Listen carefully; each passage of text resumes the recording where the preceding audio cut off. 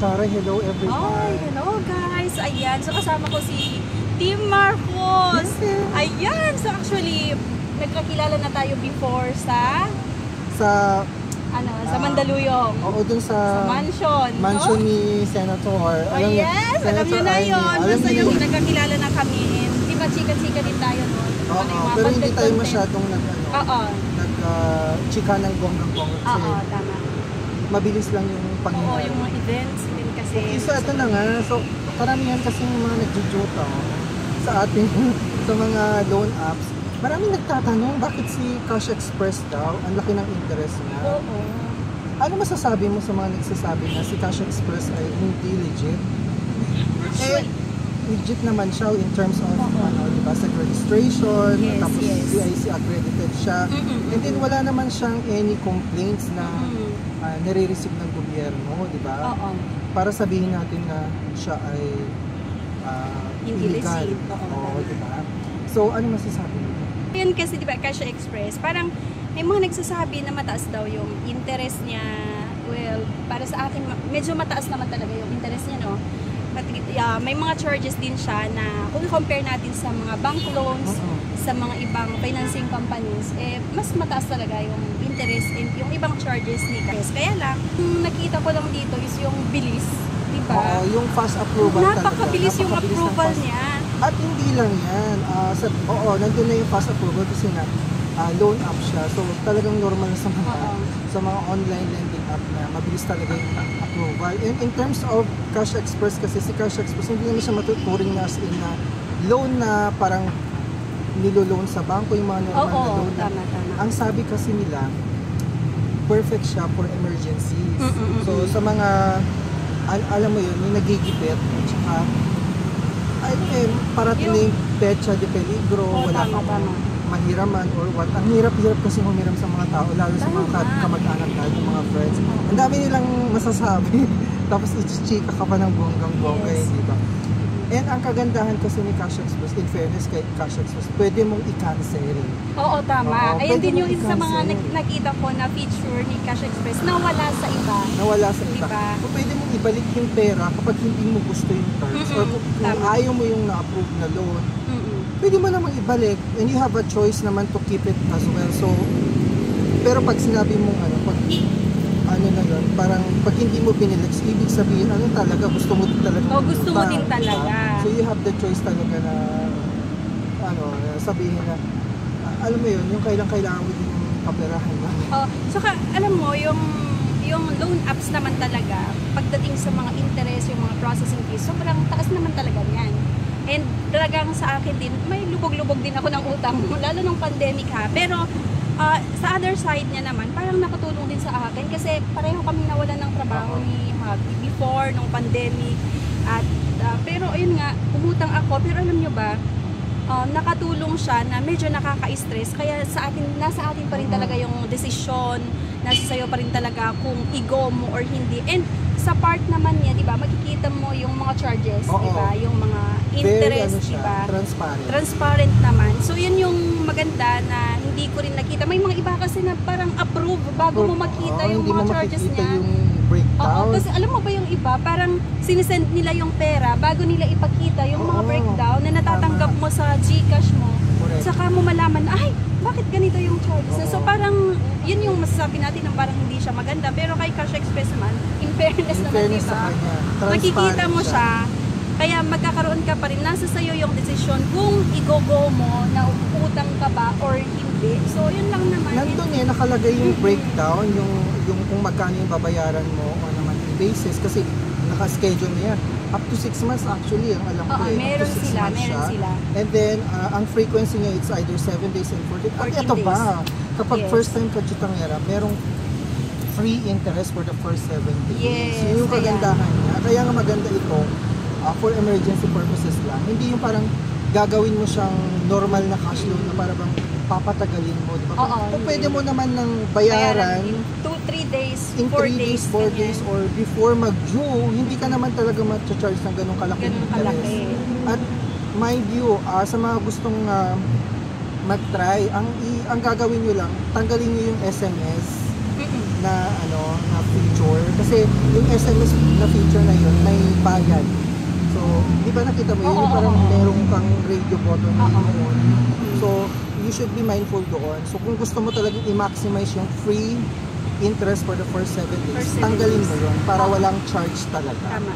So, yun yung hindi kasi napapansin ng iba. Yung basta makajutang nga lang. Sabi ko nga sa inyo, kailangan nyo maging responsable sa pagjujuta. Yes. Hindi yung parang nakiuso lang kayo, parang gusto nyo lang talaga makijumutang at saka siguro hindi na rin natin masisisihin. Diba? So, kasi kailangan naman talaga. Pero kailangan. Napaka-importante yung pagbabasa ng terms and conditions, first of all, para hindi rin natin sisihin yung sarili natin in the end, diba? Or yung iba. Oo, baka mamaya sisihin nyo kasi may mga iba dyan na sinisisi si ganito si loan up at tapos kasi bakit inalaw mo yung pagkakataon na i-accept yung loan without even reading or checking the terms and conditions, yes, diba? Yes. Nasa sa'yo yun, hello? Pero in fairness naman kay Cash Express to, parang wala pa akong masyadong nakikita na tinatawagan. Yung alam mo yung talagang sa isang pag nagpasyo ka or kapag due date mo, parang minuminuto na mini-message or tinatawag. Wala silang ganun, no? Wala pa akong nakikita sa mga ginagawa ko na videos, wala pa akong nakita na nag-complain na parang minuminuto every 5 minutes yung mga frequent na tawag. Parang wala pa akong nakita. So parang sabi ko, siguro pero ayun nga, interest and processing fees, nandun talaga, masasabi natin na mataas siya. Pero ayun, pang-emergency lang talaga na. Pero kung i-compare mo naman sa ibang kasi ibang loan app, walang-wala siya sa mga ibang loan app. So yung advantage na kikita mo, very transparent, may pagkakataon kang i-cancel mo, ayaw mo siyang ipagpatuloy, di ba? At saka naka-breakdown na lahat ng fees na babayaran mo.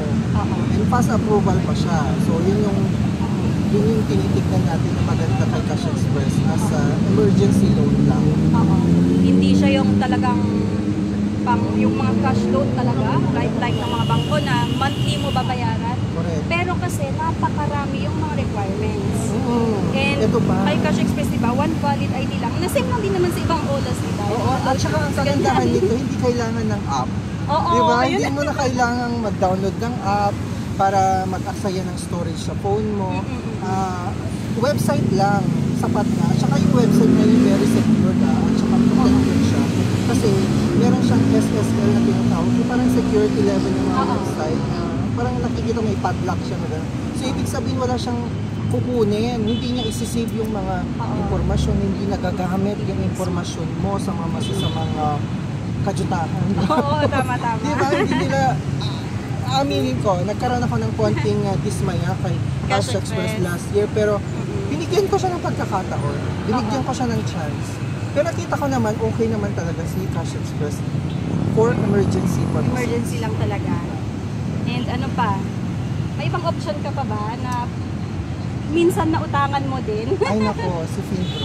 Oh yes, isa din. Ay nako, tangera talaga no. Yes, pero ang na-try ko din nangyari yan. to, 3,000, pero hindi ko siya pinagpatuloy kasi nga, I forget to check yung meron siyang data parang borrower's advantage package ba yun? Meron. Medyo, nung first time parang nilitingnan ko, medyo nalilito ako yung sa ganyan. Sabi ko, ano ba to? Kaya parang, sabi ko, parang kailangan ko munang pag-aralan bago ko i-go. And trinay ko lang din naman kasi nga, may mga nagsasabi din na medyo okay naman daw itong Finpro. So, sinubukan ko rin. Sabi ko, parang medyo nalilito ata ako dito sa ano niya. So, binalikan ko ulit.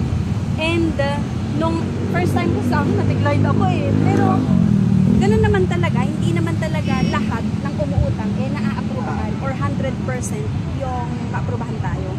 So, yung may data, kasi yan meron silang ginagamit. Naka-AI kasi. Kaya yun yung nag-check lahat ng mga ginagamit, yung mga credit GCash history.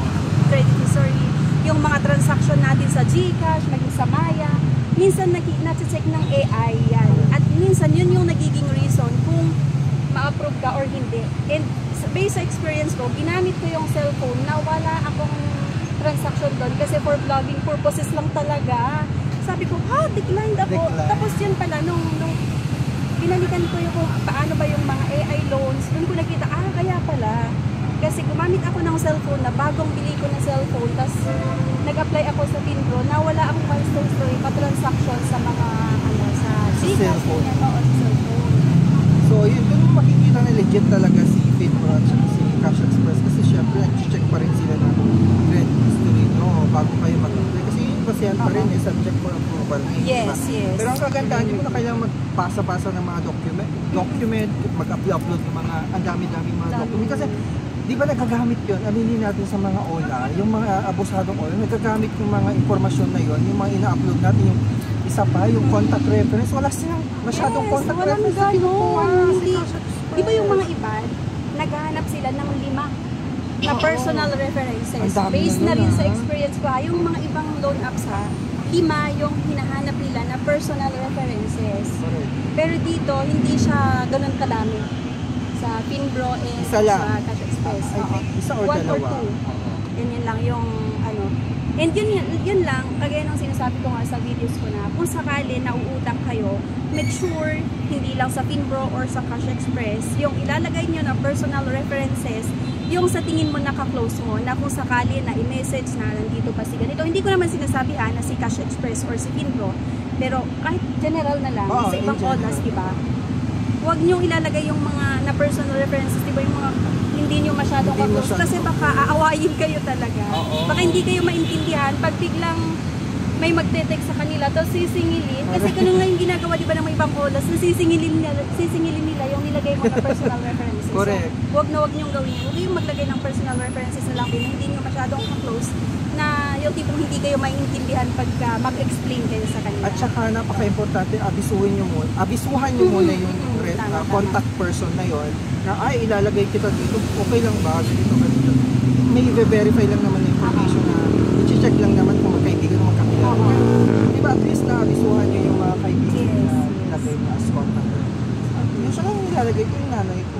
Ako nanay ko, at saka yung kapatid ko na. Para wala nang ano. Tapos, sinasabi mo sa kanila, ay, ginamit ko kayo or nilagay ko kayo as personal references. Pag may tatawag, sabihin lang na yes, diba? Nakakilala ko yan. And at least, sa isang experience ko, nag-post minessage yung husband ko, tinanong ako ng husband ko, ayan yung sinabi ko sa'yo na personal references, diba? Ang ano ko lang, ayoko lang ng very late dun kay Cash Express. Makulit siya, bayad na. Sabihin natin, assuming bayad na ako.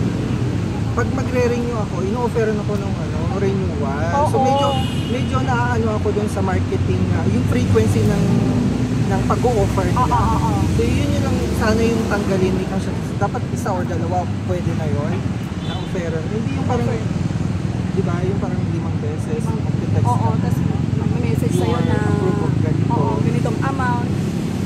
Pwede sa'yo, pwede kang umutang ng ganitong amount na minsan kasi diba sa mga borrowers din naman na pag may kahit hindi ganun kalaki yung kakailangan dahil nga nakita nila na approve daw sa ganung amount, parang tinitik nila agad na parang minsan parang hindi natin naisip na baka paano kayo yung interest nito, yung ano. So, yun, maging maingat din tayo sa yung mga nare-receive natin na syempre pag approve ka talaga sa isang loan app, asahan mo na may mga mag-message sa'yo, mag-offer din ulit siya, lalo pag naging maganda yung payment mo. At saka normal na yun sa mga ganyang pautangan. Sa bangko nga, di ba? Oo. BSP regulated na yun, pero nag-offer pa rin sila after mag-top up ka ng loan mo. Kahit may existing loan ka na, nag-offer sila ng top up. Meron akong ganyan sa HSBC dati. Ngayon sa East Coast, diba? Dami kong joke. Siyempre nga, utang pera, diba? Oo, at saka wala namang masamang mag-jutang. Pwede natin gamitin yung utang to leverage our financial status in life. Kasi ang laking tulong ng pag-jutang. Basta maging responsable lang talaga kayo, mga memor. Hindi parang tatakasan nyo, naging normal na, ni-normalize nyo na yung takasan. Kasi may mga ganun eh. Yung inahayaan na lang nila. Huwag ganun. Kasi kayo din ang mapapahamak niyan in the future. Kapag kakailanganin nyo, huwag nyo sabihin hindi nyo kakailanganin yung mga loans mo. Kung gusto nyo kumuha ng bahay in the future sa sakyan, apektado lahat yan kapag may mga tinakasan kayo na mga juta. At saka, dapat uutang ka, i-go mo na uutang sa iba't ibang loan apps kung gusto mo lang, pero dapat meron kang inaasahan na pambayad. Kunwari, 7 days yung terms na kita mo, within 4 days may papasok sa akin na pera, within 5 days meron ako, papasok na yung sahod ko. So, meron akong pambayad. Pero kung uutang ka na wala ka palang inaasahan na pambayad, huwag lang. Kasi talagang stress ang abutin mo yan. Ma-stress ka, tapos na-try ko na yan. Hanggang sa magkatapal-tapal na. Doon na Kasi papasok yung tapal-tapal. Tapal, Ayaw natin mangyari yun sa atin. Kasi ang hirap talaga, sobrang stress noon. Sobra. Dami yung utang, tapos kapatong-patong na ganun. Tapos isipin nyo tatawagan talaga ka na. muna na. Isipin nyo mabuti, hindi pa makadutang na lang kayo. Lagi mo sinasabi nga sa inyo, they are responsible. O, ayan. Jutang yan. Kaya nga, si Finbro din, nag-offer din sila ng 0% interest sa first 7 days. May pagganon din sila. So, parang pag-utang na lang din kayo, pag na-click nyo, yung mga links dyan sa comment section, di ba? Pag nakita nyo, kasi syempre para doon tayo sa legit na website talaga nila, no? So, may mga link dyan sa comment section. So, pwede nyo, pag-click nyo, explore nyo lang naman, di ba? Pag na-explore nyo, i-check nyo din kung may mga offer sila, di ba, na parang 0% interest for the first 7 days. At kung i-go mo yung loan na yan, make sure mo din kasi na may pambayad ka within 7 days. Para, di ba, sayang din yung mga makakaltas-kaltas, yung mga free. Compare doon sa utang ka sa iba na walang 0% interest. Tapos, 7 days lang din naman yung ino-offer. Tapos, 50% yung, di ba, yung may mga iba nga dyan, ang taas, mas mataas pa, di ba? At saka yung kay Cash Express kasi up to 1.99% yun. Yung na-approve sa akin na interest kasi 1.5. So may mga nagsasabi kasi nun na fix na yung 1.99% na interest. Hindi. Maximum lang yun.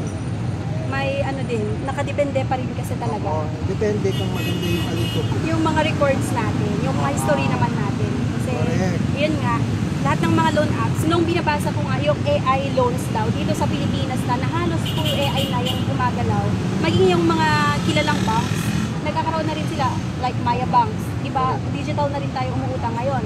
So, minsan, hindi rin naman tayo nagsasubmit ng COE, ng payslip, ng ITR, wala silang ganon. So, ibig sabihin, nasi-check din talaga kasi AI, nasi-check nila kung ano yung mga history natin. At saka buti nabanggit mo si Maya. Kasi may Maya credit ako. Hindi nila chine-check yung Maya credit. Mas mataas pa yung service charge si Maya credit. 8.49% per transaction yun. Per transaction. Paano pa? Araw-araw kung gagamitin, edi 8.49%. Nakadepende pa rin talaga sa atin, no? Sa terms, dapat lagi natin chine-check yung terms and conditions. And bago mo i-go, makikita ka, di ba sabi natin kanina, na sa dulo ng ating loan application, makikita mo yung breakdown. At yun yung meron kay Cash Express.